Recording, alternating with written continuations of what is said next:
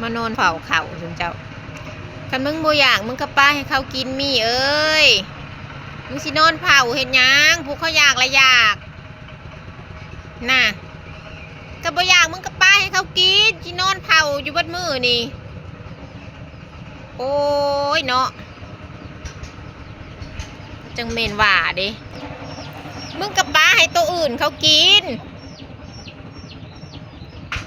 สิบ่ได้ไปทางไหนสิมาเฝ้าเข่าอยู่นี่ละก็ให้เขากินแล้วก็แล้วอันนี้เพราะว่าโนนเฝ้าอยู่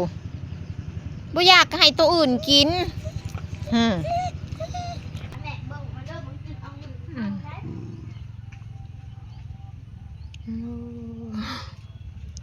ฟินเดี๋ยวนี้โอ้ยเห็นดิมีป้าให้เขากินมีมึงก็อย่าพยุดไล่ดู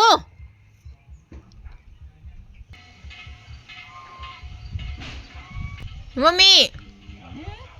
ให้เขากินใช่มิ